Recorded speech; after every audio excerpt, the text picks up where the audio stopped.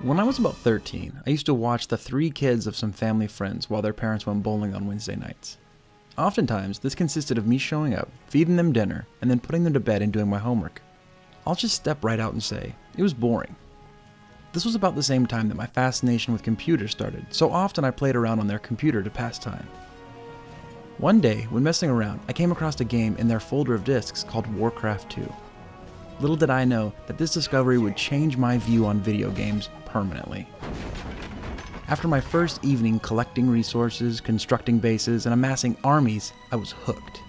Not only did Warcraft 2 introduce the genre of real-time strategy, RTS, games to me, but it introduced me to PC gaming. Swords and Soldiers is an RTS game that attempts to take that genre that has been so successful over the last 2 decades and innovate with it, though the results are somewhat hit and miss. Swords and Soldiers, created by Ronimo, is not your typical RTS game. Where most RTS games, let's say all the ones I can think of, are top-down experiences, Swords and Soldiers is a 2-dimensional platform view game. At first, this idea seems rather ludicrous. It doesn't seem possible that it would work this way, yet somehow Ronimo has created a magical and wondrous concoction of gameplay elements that not only makes the game functional, but Swords and Soldiers is a pretty fun game overall. This isn't without some caveats that hold Swords and Soldiers back from being considered a timeless, innovative experience like Warcraft 2, however. In Swords and Soldiers, you play over 3 campaigns, Vikings, Aztecs, and the Chinese, as you progress through 3 stories. The first beef I found with Swords and Soldiers is that the story was relatively unintelligible. What Ronimo was attempting was something that was cute and silly in nature, but the end result was a hard-to-follow set of poorly executed punchlines. Luckily, for Swords and Soldiers, the story is secondary, or possibly only ancillary to the gameplay.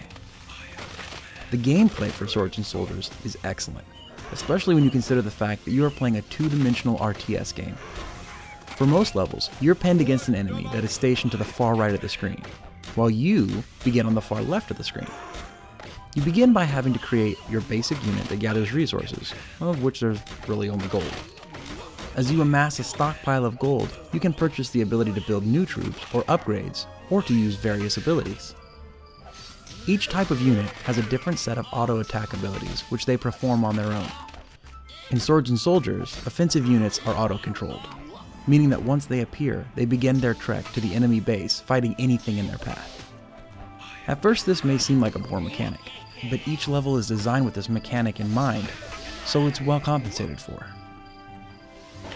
As the player, you assist your units by casting various divine abilities you have purchased at your base through the use of mana. Mana cannot be farmed, though the Aztecs can sacrifice their own units for a small amount. The graphics of Swords and Soldiers is in the style of many Saturday morning cartoons of my childhood. Some of the animations in the game are very memorable, particularly the Swords and Soldiers logo that flashes before each level in a fashion reminiscent of the old Adam West Batman show.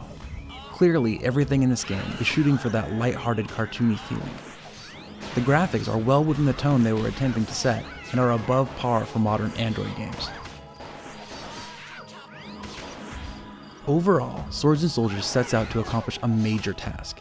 Innovating in a well-established and barely changed genre is difficult, and Ronimo has walked away with some wins and losses here. The game is still amazing, and I highly recommend it for anyone looking for a solid RTS experience on Android. Pixelfreak.com is giving Swords and Soldiers 85 pixels out of 100.